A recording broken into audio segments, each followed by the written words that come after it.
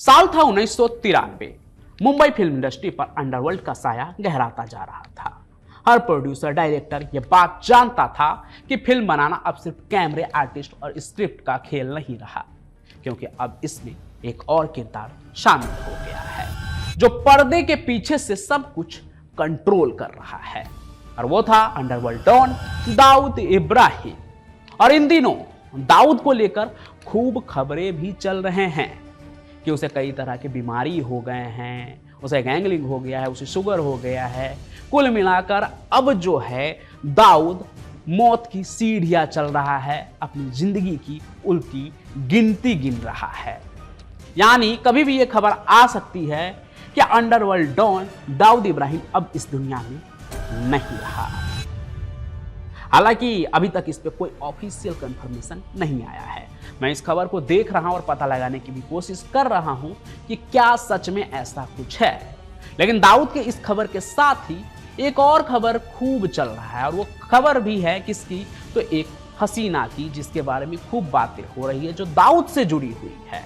हालांकि इन दिनों वो हसीना जो है, बॉलीवुड की हसीना जो पाकिस्तान से भी ताल्लुक रखती है, वो न्यूयॉर्क में है, लेकिन कभी दाऊद के दिल की धड़कन थी और उसे हीरोइन बनना था। अब उन दिनों तो सब दाऊद के मुट्ठी में ही था, उसकी शर्तें, उसके आदमी, उसके फोन कॉल और फिल्म में उसकी पसंद की हीरोइनें। तो उसी दौर में जब एक ऐसी ही लड़की आई जिसने अपनी सादगी और बोल्डनेस और पाकिस्तानी बैकग्राउंड की वजह से न सिर्फ फिल्म इंडस्ट्री का ध्यान खींचा, बल्कि डॉन दाऊद इब्राहिम के नजरों में भी चढ़ गए, तो फिर दाऊद ने उसके लिए कैसे पूरे अंडरवर्ल्ड को काम पर लगा दिया, और फिर फिल्में भी बनी, धमकियां भी मिली, और उसके लिए दाऊद इब्राहिम ने कत्ल भी करवाया। और ये सब कुछ सिर्फ किस लिए? उस हसीना का प्यार पाने के लिए, जो पाकिस्तान से भारत आई थी हीरोइन बनने के लिए। नाम अनीता अयूब, जो इन दिनों खबरों में शुमार है, जिसे आगे चलकर पाकिस्तानी स्पाई भी कहा गया। तो क्या है पूरी कहानी? आइए एकदम शुरू से शुरू करते हैं। बस आप चैनल को सब्सक्राइब करके कहानी में अंत तक बने रहिए। तो ये सब कुछ शुरू होता है 90 के दशक में, जब देवानंद अपनी एक नई फिल्म प्यार का तराना बना रहे थे और उन्हें एक नई हीरोइन की तलाश थी। फिर यही तलाश उन्हें पाकिस्तान ले गई, जहां एक हसीना उर्दू और पंजाबी टेलीविजन में अपना नाम कमा रही थी, यानी अनीता अयूब। उन्होंने 1987 में पाकिस्तानी टीवी सीरियल गर्दिश से एक्टिंग की दुनिया में कदम रखा, और फिर हसीना-ए आलम, ईद फ्लाइट, दूसरा रास्ता जैसे सीरियल में भी नजर आई। अब अपने राजू गाइड यानी देवानंद को उस हीरोइन में कुछ बहुत ही अलग दिखा, और उन्होंने उसे अपनी फिल्म में कास्ट कर लिया। फिर 3 दिसंबर 1993 को यह फिल्म प्यार का तराना रिलीज भी हुई, जिसमें अनीता के साथ अक्षय आनंद, मिंगवरार जैसे कलाकार भी शामिल थे, उन दिनों के एक्टर्स। तो यहाँ अनीता को इंडस्ट्री में पैर जमाने का पहला मौका मिला, बॉलीवुड इंडस्ट्री में। अब वो अलग बात थी कि उनकी फिल्म जो है वो खास कुछ कमाल नहीं करता है, लेकिन अनीता ने एक्टिंग न सही, लेकिन अपनी खूबसूरती से बॉलीवुड में अपनी मौजूदगी दर्ज करा दी थी। इसके बाद अनीता ने पंजाबी फिल्म चलती का नाम गाड़ी और उर्दू फिल्म सब का बाप में भी काम किया, और उन्हें दोबारा एक बार और मौका मिला जब उन्होंने देवानंद के साथ काम किया। साल था 1995। एक फिल्म आई गैंगस्टर, जिसमें अनीता अयूब नजर आई, लेकिन ये फिल्म भी पूरी तरह से फ्लॉप हो गई। इंडस्ट्री में उनका नाम भी खराब हो रहा था। पर इन सभी चीजों के बीच अनीता भले ही बॉलीवुड में फेल रही, लेकिन बॉलीवुड को कंट्रोल करने वाले बॉस की नजर में आ गई थी।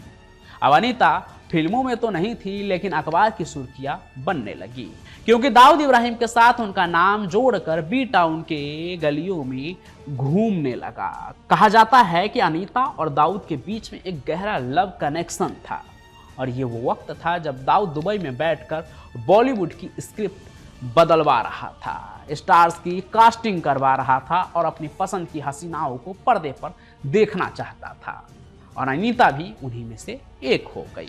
वैसे तो दाऊद के लिस्ट में और भी कई हसीना थी। मंदाकिनी के साथ भी उसकी फोटो वायरल हुई। खबरें तो माधुरी और ट्विंकल खन्ना को लेकर भी बनते थे कि वो दुबई में उनके लिए परफॉर्म कर चुकी है, लेकिन दाऊद ने अब तक अपनी किसी भी हसीना के लिए बॉलीवुड में खून नहीं बहाया था। पर अनीता अयूब के लिए अब ये रूल बदलने वाला था। साल था 1995। प्रोड्यूसर जावेद सिद्दीकी एक फिल्म की तैयारी कर रहे थे। कहा जाता है कि अनीता अयूब उस फिल्म में काम करना चाहती थी और उनके पीछे दाऊद का सपोर्ट था, तो ये काम तो आसान था। लेकिन जावेद सिद्दीकी ने अनीता अयूब को फिल्म में लेने से मना कर दिया, तो उनके फैसले की कीमत भी उन्हें अपनी जान देकर चुकानी पड़ी, क्योंकि बॉस ना नहीं सुनना चाहते थे। यानी कि अंडरवर्ल्ड का भाई दाऊद इब्राहिम ना नहीं सुनना चाहता था। दिन दहाड़े मुंबई की गलियों में जावेद सिद्दीकी की गोली मारकर हत्या कर दी गई। यह हत्या किसी साधारण झगड़े की वजह से नहीं हुई थी, बल्कि कहा गया कि ये एक संदेश था। संदेश किसका? भाई का, कि अंडरवर्ल्ड के खिलाफ जाने की सजा क्या होती है। ई टाइम्स की एक रिपोर्ट के मुताबिक इस हत्या के पीछे दाऊद इब्राहिम के आदमी का हाथ था और वजह बनी थी अनीता अयूब को फिल्म में कास्ट न करना। इस सनसनीखेज वारदात ने पूरी इंडस्ट्री को हिला के रख दिया। उस दौर के प्रोड्यूसर, डायरेक्टर, यहां तक कि एक्टर्स भी समझ गए कि अंडरवर्ल्ड से टकराना मतलब मौत को बुलावा देना। अब यहां कहने के लिए ही सही, पर अनीता अयूब की वजह से एक प्रोड्यूसर की मौत हो गई थी। लेकिन डॉन के साथ संबंध होने की वजह से उनकी जिंदगी में असली परेशानी अब शुरू होने वाली थी। तो हुआ क्या कि इन सभी इल्जामों के बाद एक पाकिस्तानी मैगजीन में 90 के दशक में छपी एक रिपोर्ट ने आग में घी डालने का काम किया। अनीता अयूब पर पहले ही अंडरवर्ल्ड के साथ मिले होने का आरोप था। आरोप यह भी लग रहा था कि अनीता अयूब की वजह से ही एक प्रोड्यूसर मारा गया।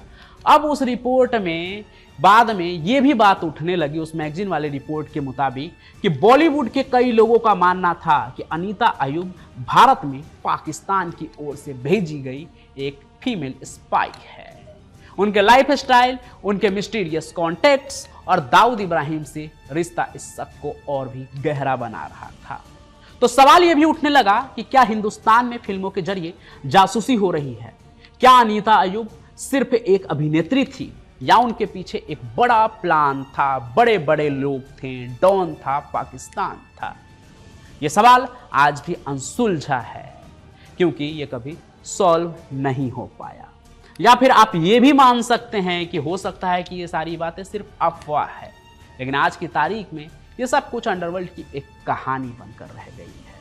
आज दाऊद इब्राहिम के जरिए इस हीरोइन का नाम भी एक बार फिर से चर्चों में शुमार है। मैं पिछले दिनों देख रहा था कि काफ़ी लोग इस पे बातचीत कर रहे थे, आर्टिकल्स लिखे जा रहे थे, तो मैंने सोचा दाऊद से जुड़ी जो एक कहानी है कि कैसे दाऊद ने एक हीरोइन के लिए एक प्रोड्यूसर की जान ले ली, तो वो कहानी भी आपको बताओ। लेकिन एक चीज़ ये भी है कि उस दौर में ये शक इतना गहरा हो गया था कि अनीता अयूब की किस्मत जो है ना पूरी तरह से ख़त्म हो गई, क्योंकि डॉन के साथ नाम जुड़ने से कई हीरोइन का करियर बना, लेकिन डॉन की वजह से करियर ख़त्म भी हुआ। और अनीता अयूब के केस में भी यही हुआ। पूरी तरह से किस्मत उनका जो है एक तरह से पलट गया। 1995 के बाद अनीता अयूब इंडस्ट्री से गायब ही हो गई। ना कोई फिल्म, ना कोई इंटरव्यू, ना कोई कार्यक्रम में मौजूदगी, मानो जैसे उन्होंने खुद को बॉलीवुड से मिटा दिया हो। यही हाल मंदाकिनी का भी हुआ था और अनीता अयूब का भी यही हुआ। लेकिन उनके नाम के पीछे जो अफवाहें थी वो आज तक मिट नहीं पाई है। जितने भी हीरोइंस थे सबके साथ यही है। आप देख लो, अनीता अयूब हो, मंदाकिनी हो, या फिर ममता कुलकर्णी, जो इन दिनों कुंभ के टाइम में भी काफ़ी ज़्यादा वायरल हुई थी। जिन फिल्मों की वजह से इन्हें शोहरत मिली, अब उन्हीं फिल्मों को देखकर लोग याद करते हैं कि भाई ये तो डॉन के साथ थी। जहां उन्हें ग्लैमर मिलना था, उन्हें अब गुमनामी मिल गई, सिर्फ इस वजह से क्योंकि उनका डॉन के साथ कनेक्शन था। अब आज की तारीख में अनीता अयूब न्यूयॉर्क में अपने बिजनेसमैन पति के साथ एक नॉर्मल जिंदगी बिता रही है। ना कोई इंटरव्यू, ना कोई बयान, ना कोई अफवाह पर सफाई। उनकी जिंदगी जैसे खुद अब एक अधूरी फिल्म बन गई है, जिसमें रोमांस था, रहस्य था, अपराध था, लेकिन अंत एक सन्नाटा। हालांकि अनीता अयूब की कहानी उस काले अध्याय का सिर्फ एक कड़ी है, जिसमें दाऊद ने बॉलीवुड पर राज किया। और भी कई नाम है जो मैंने पहले भी बताया, मंदाकिनी, ममता कुलकर्णी, मोनिका बेदी और भी ना जाने कितने हीरोइनों का दाऊद के साथ लिंकअप की जो खबरें हैं वो मैगजीन में हेडलाइन ही बनते थे। दाऊद ही नहीं, दाऊद के और भी कई एसोसिएट थे, उनको लेकर भी यही कहा जाता था। हालांकि इन सभी चीज़ों को कोई बोलता था कि सिर्फ अफवाहें हैं, तो कोई बोलता था कि हकीकत है।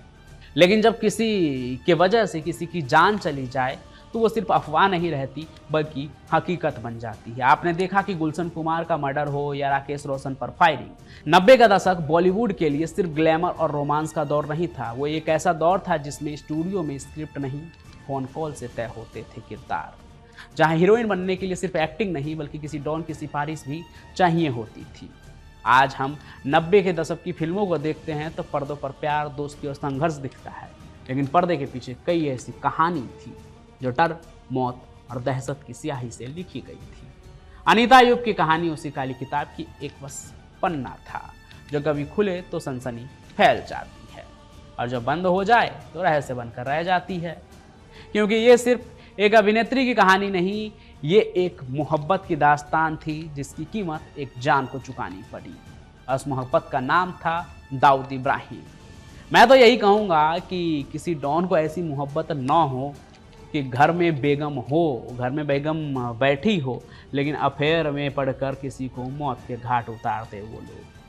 आज की इस कहानी को लाइक कीजिए, ज़्यादा से ज़्यादा शेयर कीजिए और हमारे इस चैनल को सब्सक्राइब भी जरूर कर लीजिए। बाकी मैं पंचम प्रकाश यूं ही अपनी कहानियां लेकर आता रहूँगा। तब तक के लिए आपका बहुत बहुत धन्यवाद।